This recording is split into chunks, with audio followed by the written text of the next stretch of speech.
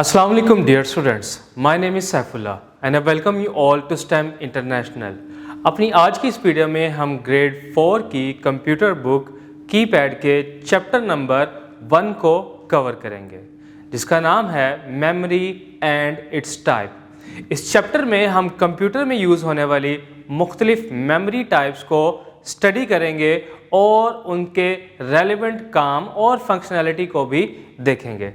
तो चलिए चलते हैं अपने chapter number 1 memory and it's type की तरफ। Chapter 1 memory and it's type. इस चैप्टर में हम कंप्यूटर की मेमोरी और कंप्यूटर की मेमोरी के मुख्तलिफ यूनिट्स और उनकी टाइप्स को स्टडी करेंगे। Computer memory. CPU is the brain of a computer. It processes information from input devices and stores it in memory. Computer पर जब भी आप कोई चीज़ एंटर करते हैं तो उस इनपुट को कंप्यूटर मेमोरी में सेव करता है। A computer also has memory, just like we have to remember things. The storage capacity of a computer is called its memory. Computer memory is used for storing data and instructions. चलिए अब देखते हैं कि computer की memory किस तरह से उसके अंदर स्टोर होती है और हम इसको किस तरह से मेजर करते हैं। इसके लिए कंप्यूटर के मेमोरी के यूनिट्स होते हैं। Units of memory. A computer can understand only binary languages. It processes and stores data and instructions in the form of binary language. Binary language में सिर्फ हमारे पास दो ही डिजिट्स होते हैं, 0 and 1। A binary language consists of zeros and ones called binary digits or bits. A bit is the smallest unit of information that a computer can process and store. इस smallest unit में या तो एक 0 store होगा या एक 1 store होगा। इन्हीं 0 और 1s के कॉम्बिनेशन से मिलाकर हम मुख्तलिफ इंस्ट्रक्शंस, मुख्तलिफ लेटर्स और मुख्तलिफ कैरेक्टर्स को तरतीब देते हैं जिसको मेमोरी अपने अंदर स्टोर करती है। A group of 4 bits is called a nibble and a group of 8 bits is called a byte. Computer memory is stored in the form of bits and bytes. एक byte एक मुकम्मल letter को महफूज करने की सलाहियत रखता है। Every computer has a certain amount of memory. The memory capacity of a computer determines how much data can be stored in the computer. There are other higher units of measuring memory as given below. चूँकि ये bits और bytes बहुत छोटे units हैं इसीलिए computer की memory को हमने मज़ीद बड़े यूनिट्स में तरतीब दिया है। 1 byte is equal to 8 bits. जब हम 1 किलोबाइट यानी 1024 बाइट्स को मिलाते हैं तो ये 1 KB बनता है। अगर हम 1024 KBs यानी किलोबाइट्स को इकट्ठा करें तो ये 1 मेगाबाइट बन जाएगा और 1024 मेगाबाइट्स को मिलाने से 1 गीगाबाइट जिसे हम GB कहते हैं और 1024 गीगाबाइट्स को मिलाने से टेराबाइट। इसी तरह 1024 टेराबाइट को मिलाने से पेटाबाइट, 1024 PB को मिलाने से एक्साबाइट, 1024 EB को मिलाने से ज़ेटाबाइट और 1024 ज़ेटाबाइट को मिलाने से योटाबाइट बनते हैं जो कि एक बहुत बड़ा यूनिट ऑफ मेमोरी है। इसके साथ ही ये जानना भी बहुत ज़रूरी है, a byte is the unit of measurement for computer memory. जब हम कंप्यूटर की मेमोरी को काउंट करते हैं या मेजर करते हैं तो उसको हमेशा बाइट्स में करते हैं, नॉट इन बिट्स। अब हम देखते हैं कंप्यूटर की मुख्तलिफ types of memories. Types of computer memory. Computer memory refers to the space used by a computer to store data, information, and instructions. Based on how and where data is stored, computer memory is classified into 2 main types. Computer की memory के इस्तेमालात, उनकी functionality और उनकी storing capacity की base पर हमने computer को memory को 2 हिस्सों में तकसीम किया है। The first one is a primary memory which consist of RAM and ROM and the second type of memory is the secondary memory. इसमें आते हैं hard disk, pen drive, memory card and other cloud storages. चलिए चलते हैं, सबसे पहले देखते हैं प्राइमरी मेमोरी और इसके काम को। Primary memory, primary memory is also known as main memory or internal memory. It is built inside the CPU and is directly accessed by the computer. जी हाँ, यही वो मेमोरी है जो कंप्यूटर प्रोसेसिंग के दौरान डाटा को स्टोर करने के लिए इस्तेमाल करता है। Primary memory stores data and instructions that are currently being used by the computer. It works very fast, but it has limited storage capacity. चूँकि आपका कंप्यूटर मल्टीटास्कर होने के साथ साथ इसकी कुछ लिमिट्स भी हैं और ये लिमिट्स ही उसकी रैम और रोम पर डिपेंड करती हैं। Primary memory can be increased as required. It is divided into two types: RAM, random access memory, and ROM, read-only memory.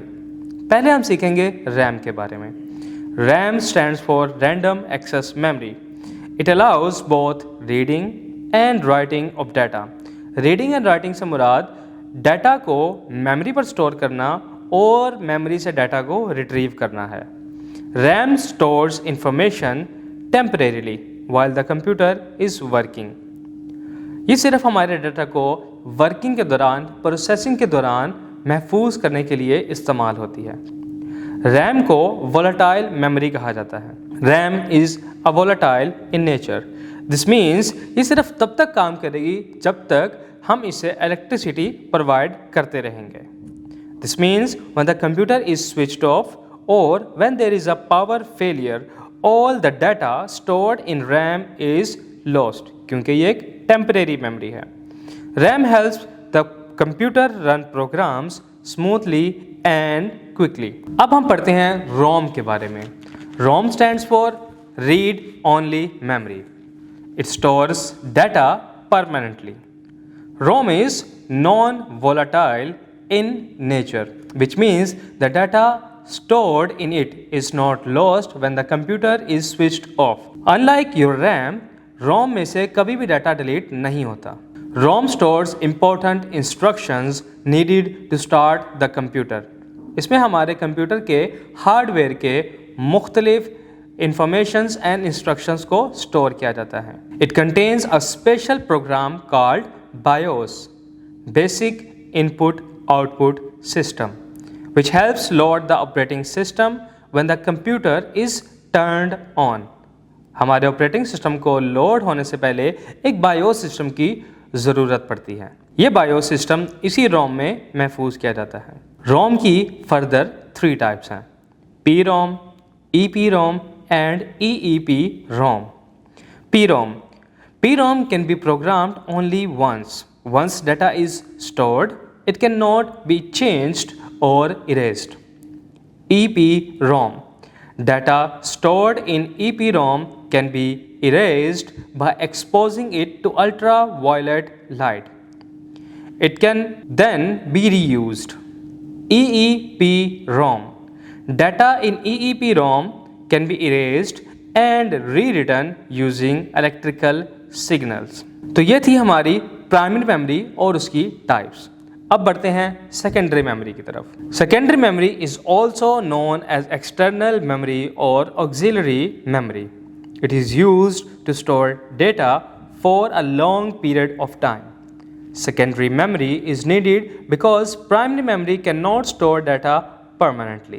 Secondary storage devices store files such as documents, pictures, videos, music and software. Secondary memory आपके data को permanently और ज़्यादा देर तक store करने के लिए इस्तेमाल की जाती है जब वो यूज़ में नहीं है।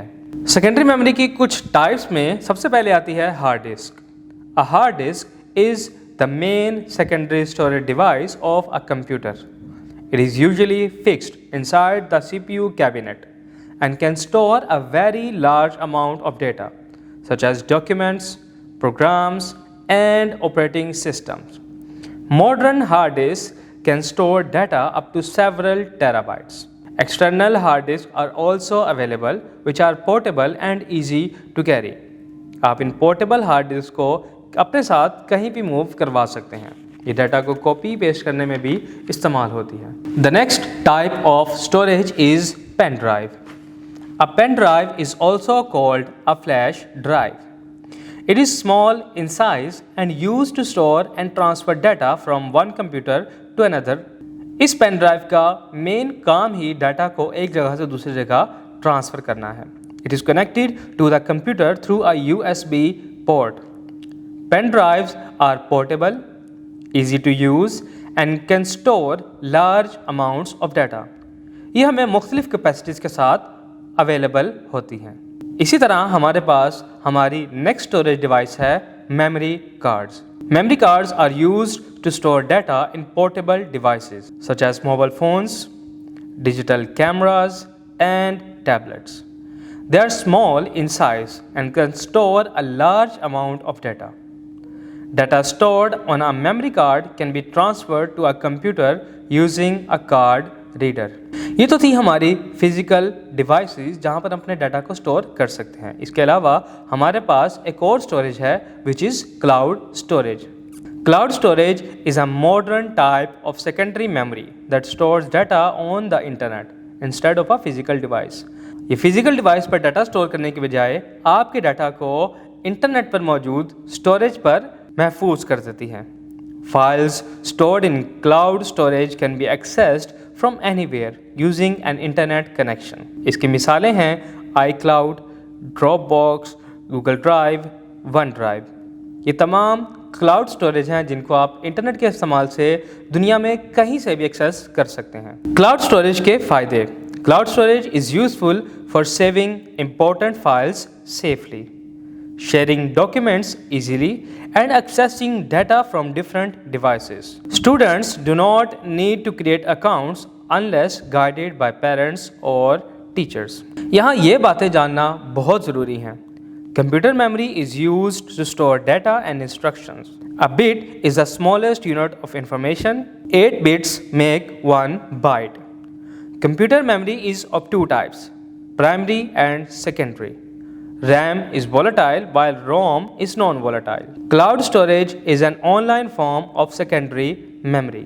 जी तो डियर स्टूडेंट्स, ये था हमारा chapter number 1 memory and its types, जिसमें हमने कंप्यूटर के मुख्तलिफ मेमोरीज, रैम, रोम, उनकी वॉलेटिलिटी और सेकेंडरी स्टोरेज डिवाइसेस को भी स्टडी किया.